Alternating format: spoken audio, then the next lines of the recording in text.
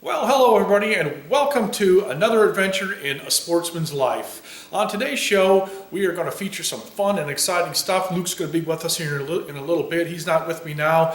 He's on assignment working on an article. What we're going to do today is we're going to first take a look at my stepdaughter's first hog that she shot hunting out at the Buck and Bass Ranch. Fun and exciting times. Bringing new hunters into the sport is just fun and exciting. So we're gonna share with you her first hog hunt using the Sightmark digital Photon RT and bringing down her first hog. Then we're gonna visit with Luke a little bit. He's gonna bring us up to speed on making some camp bread using a cast iron Dutch kettle. Kind of cool stuff. So you want to get ready and stick with that part of the program to catch Luke's recipe there. Then we're going to catch up with Luke again, and he's going to talk a little bit about some bow hunting tips and whatnot. So stay tuned. We've got a great show for you today on A Sportsman's Life. We'll be back.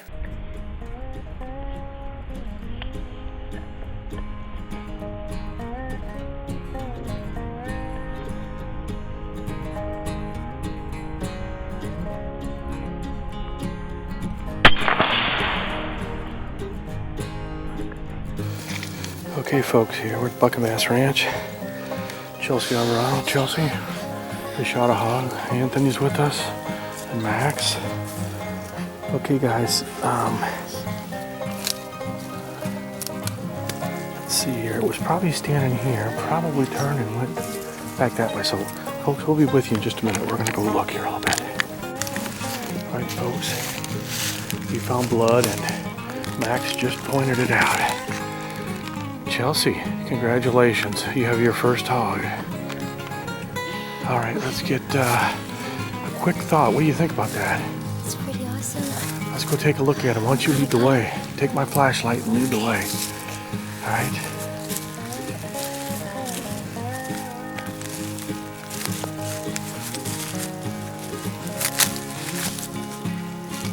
Oh, he's got a light. Gotcha. Oh goodness, girl, that's a big one. Yeah, he's nice.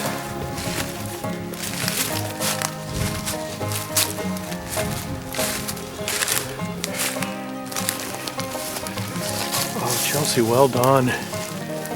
Well done. Girl, look at you. Oh my gosh, that's a great hog.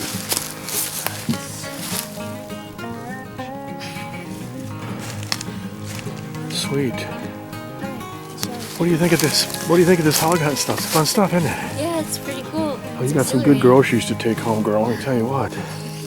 That's a big one. Finally. Nice boar.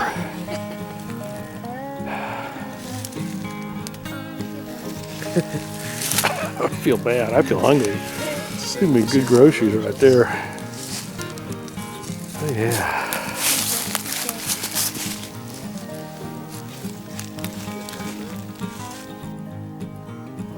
Right where you're supposed to. That was a good shot. Okay, well folks, we're gonna get him up and we'll get some pictures and some video. We'll be back from the Buck and Bass Ranch. Chelsea Alvarado, first hog. Nice going. Well friends, I want to show you what I use for night hunting. This is the Wraith by Sightmark. It's a digital, it's not thermal, but you can use it for daytime hunting. It has a color mode. It's color during the day, and at nighttime for shooting hogs and predators out to, I've killed them out to 125 yards, but I sight in for that distance. You could shoot them a lot farther. Go online to learn more about the Wraith. You can go to sightmark.com and check them out. Absolutely awesome hunting tool for day or night. Well, folks, welcome back to the Buck and Bass Ranch. All right, Chelsea Alvarado gets it done tonight. That's an absolute dandy boar. It's a young boar, and I guess it was the only one in there. Chelsea and I snuck out to the picnic table, and I want to turn it over to Chelsea. Just tell us what you think. I mean, how do you, how would you explain your experience on your first hunt?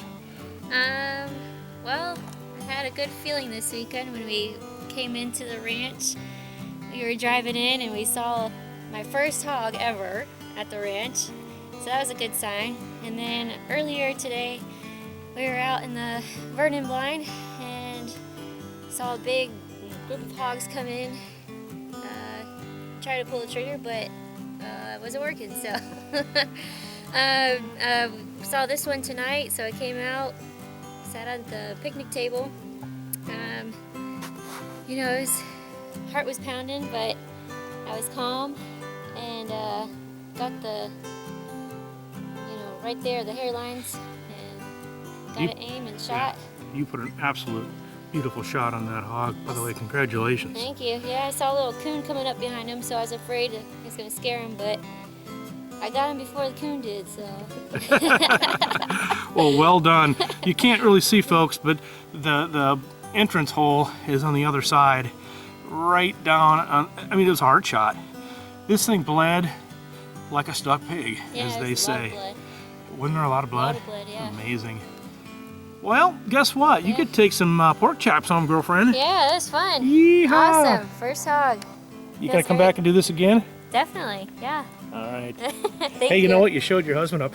And you get to drink from the boar goblet. So, folks, we're gonna go celebrate. Congratulations, Chelsea. Thank you. Nice job. Well, folks, it is Luke Clayton, and I want to show you something right here that I am very, very proud of. My gearhead bow. I've taken a couple of hogs with it, and I'm deer hunting. I'm down at the Buck and Bass Ranch at a buddy of mine's, and I'm going to be deer hunting. Let me show you something here.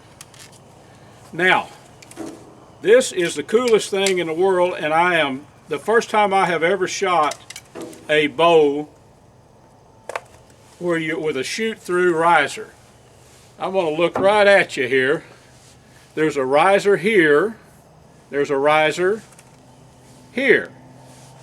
Look at the arrow on this gearhead bow, right in the middle.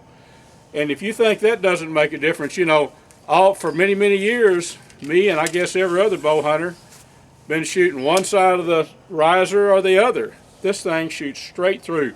Folks, check them out online. This is the bow that I hunt with, and I've got I love it, lots of confidence in it. GearheadArchery.com. Well, folks, it is your old buddy Luke, and it's time for an outdoor cooking segment, I think. It's been a little while since we've had one of these, but I bet all of you enjoy fresh bread cooked at camp in a Dutch kettle. Maybe you've never had it, but we're going to show you right here how easy it is. Now, we're going to go outside in a little bit, and I'm going to, put all this in the Dutch kettle with the coals, and we're going to actually bake this good bread. But we start off with 3 cups of all-purpose flour. Now that's in this bowl right here. That's what you're looking at. And 2 teaspoons of active yeast. You can see that if you look real close. I've just sprinkled it on the top there, the active yeast. 1 teaspoon of salt. And over here is 1 1/2 cups of water in the bowl here. Of course, this is the yeast.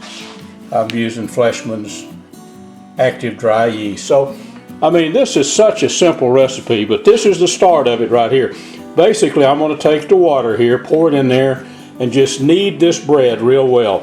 Now, I like a little bit of a tangy taste to bread that I cook in a Dutch kettle. So we're going to leave it in the refrigerator for a couple of days, and it'll almost be the flavor of sourdough bread, but it's going to be really good. So I'm going to mix all this up, put it in the refrigerator, and get it ready for camp.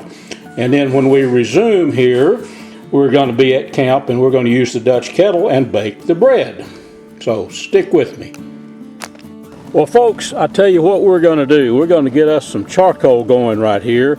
It's a little bit too wet out here at camp to build this fire on the ground. I've got this little, it's actually a little old grill, but I use it for a lot of my Dutch kettle cooking. We've got 25 briquettes, and I thought it'd be more important for you to see what I'm doing than to see me in it. I'm kind of a one-man show out here. But we're going to get these briquettes until they're white. And then I've got our, you remember the dough, the bread that I had all mixed up? Well, I've got it in a Dutch kettle right here. It's already in the bottom of the Dutch kettle. Put a little oil in there so it wouldn't stick. So what we're going to do is let these briquettes get white hot, and then we're going to put this dough, this bread dough, down in here, and I'm going to tell you how I position the charcoal briquettes. You don't want too many underneath it. It's important to have the majority of them up on top. So let's let our coals get just right, and then we'll start. We'll put our Dutch kettle on there and get our bread to cooking. How about it? Okay, folks, we have our Dutch kettle loaded with coals, and this is the part that I want you to really track with me on. On top, you see, a Dutch kettle has the recessed lid. We have 10 coals on top, scattered around. Now, you can't see it, but right down in the bottom down here, underneath in the very center is 4. It's distributed around 4 coals, and then around the perimeter of it, you'll see these coals all the way around the base. There's probably 12 coals. They're not in the middle, they're just on the perimeter, on the outside at the bottom. So what we're going to do is let this cook about 20-25 minutes, and then by then the aroma is going to probably be getting the best of me. But about 20-25 minutes, I'm going to use some vice grips and pull the top off of this, and we're going to test it. It may have to cook another 10 minutes, but that's kind of cold out here today, so that's the only way we'll know, is to really check it. So let's let it cook for about 20 more minutes. We got our bread in there. It'll start steaming and smelling really good here in a few minutes, but let's pull the top off in about 20 minutes and see how it looks. What do you say? Folks, here is our finished product. Brought it in the camp house here. Here we have some buttered up and ready to partake of. So there you go. Nothing to cooking the bread out on the Dutch kettle. You just need to watch your temperature. It was real windy outside, and I had to cook this about 50 minutes to get it fully done. But have these pieces right here all buttered up. Tell you what, folks, I'm going to sample this right now. If it tastes anything as near as good as it smells, it's going to be in for some good eating. You can do this too at camp. Just kind of save the video here and just rewind and check out some of the details. But it's very, very simple to do. You can make your dough at home and then keep it in a cooler there, take it out to camp, and then 45, 50 minutes later, bingo, you've got your own bread. Well, folks, here is what's left of the finished product here. You can tell my fellow hunters here wanted to take a quick sample, and I do get a big thumbs up on this. I sampled some of it too with some butter. Simple to make in a Dutch kettle, folks. Camp bread. The crust is a little chewy, which is the way we like it, but it's very, very tender on the inside. You can see the look of it there, but that's you can do this too just as easily as I did. Camp bread, folks, and if you maybe forget some of the ingredients, just rewind this little video. We went over it in the very beginning, exactly what you need to do. Hope you enjoyed it. Wish you were here with me. We'd have us some buttered, fresh made hot bread. Have you been successful in your hunts? If not, maybe you need to change some of the products that you're using. Today, I want to talk just a little bit about Texas raised hunting products. Luke and I use these exclusively, and we use them because why? They work. Number one, it's paramount that you cover your scent. Texas raised hunting products makes Scent Guardian. We start with this product. We spray down, and it completely eliminates any odor that you might be carrying into the woods with you. We start with this product, and they have an array of products for all hunting situations, whether it's for buck scrapes, They have the little canisters here, buck DNA. We put these out, and the animals, I mean, they react to these. We've got some sow seduction that we use, brings in both boar and sow.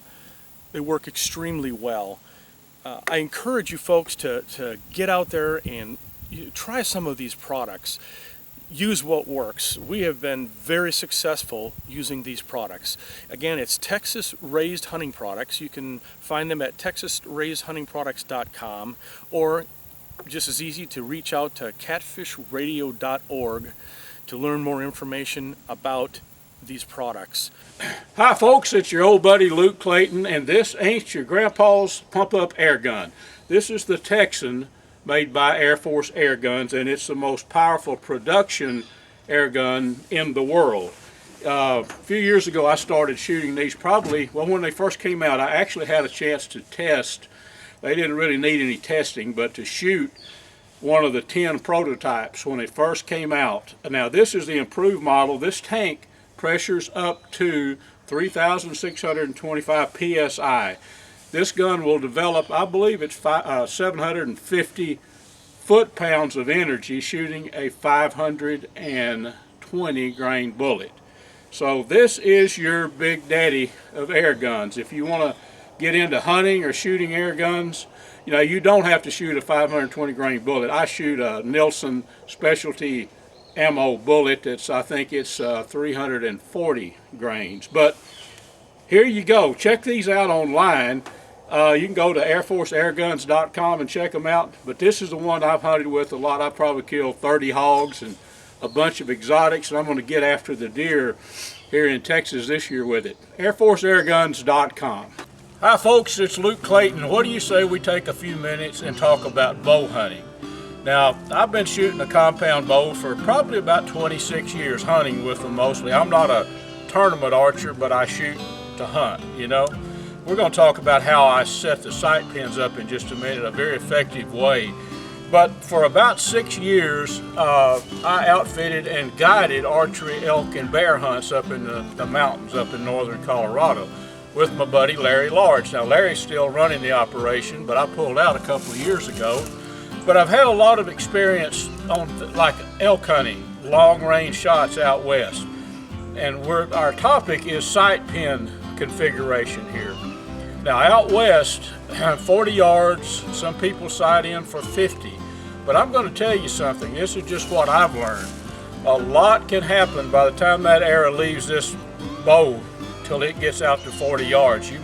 Most of us that shoot bows can shoot accurately at 40 and 50 yards. Very, close enough to kill an elk. But that elk, animals at those extended yardages can do a lot of things. So, 30 yards and in for animals out west is what I recommend. That's pretty much a slam dunk shot. You're going to have a good chance of killing an elk or a bear, especially 30 yards on in. So 30 yards, that's kind of my maximum. In Texas, I've killed a ton of deer and hogs. Probably the vast majority of them have been 25 yards and in. The farthest I have ever killed a deer, folks, is 33 yards. That was up in North Dakota.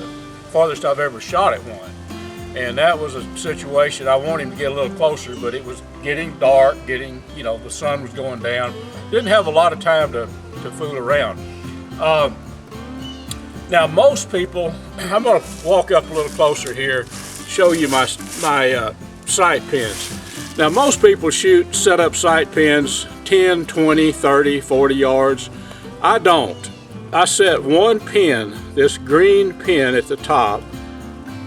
You should be, I think you can see my top pin right here. I set that at 25 yards. And folks, with that pin at 25, I am good out to 35. These bows are fast. I mean, this one's not, I think it's set at about 56 pounds. But even at that, it's way faster than bows used to be. So I'm good with this one pin. It's all I have to worry about. I'm good out to 35 yards without any adjustment, without any holdover. And to me, that's important. When that animal comes up, and say I hear a buck coming in through the brush, when he's coming up, I want to focus on getting that arrow nocked, getting ready with my release, getting all set up, and not having to worry. Let's see, is he 18, 22, 46? What, I don't, I've got some things ranged around me, so I know about how far this tree is or that rock. So all I have to do is pull it up and put it on him. Now, granted, if I think he's pushing my maximum limit, 35 yards maybe, well, I might hold just a little tad, just a bit high. But that one pin, and that's the point I want to get across to you folks. One pin, if you'll set one pin at 25 for all your hunting, unless you're out west and you're making shots at elk at 40 and 50 yards, which I don't recommend, and that comes from experience. One pin at 25 will get the job done. Just do it. Set your pin at 25, put your target out there at 25, shoot it, and shoot it enough to where you're shooting a really good group at 25. Now, come on back into 10 yards. You might have a shot at 10 yards. Go out to 30, 35, and see where that arrow is rising or falling. See where it's hitting is what I should say. You'll find that thing is not going to be, it's going to be in the kill zone on a white-tailed deer or a hog all the way out to 35. That's our tip for today, folks, and these gearhead bows are absolutely awesome. Check them out online. You can go to gearheadarchery.com. Well, folks, what do you think of that show today? That was some fun and exciting stuff, and glad you could join us here on A Sportsman's Life. We enjoy bringing these videos to you every week, and we'll continue to do so. So from Luke and I, we want to say thank you for joining us on another adventure in A Sportsman's Life. Until next week, be safe in the outdoors.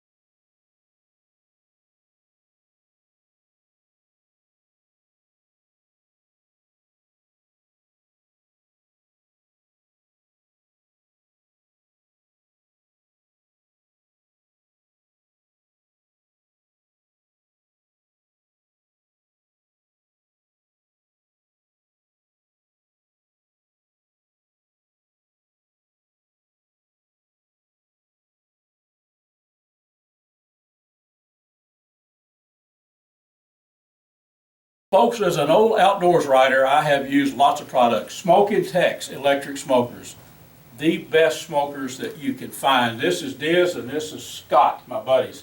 Diz, tell them how they can learn more about Smoke and Tex. Yeah, obviously the number one source of information is going to be our website. It's got hundreds of recipes, it's got helpful guides, it's got all of our models and our accessories listed there. Of course, we have a phone number, 888-922-1511, and we'll actually answer our own phones. That's true. And Diz, the main thing, the easy way, smokingtex.com. You can learn all about it. Correct. And of course, we're on all the social media, Instagram, Facebook, etc. So take a look at us whenever you can, and whatever social media you'd like, and we look forward to working with you.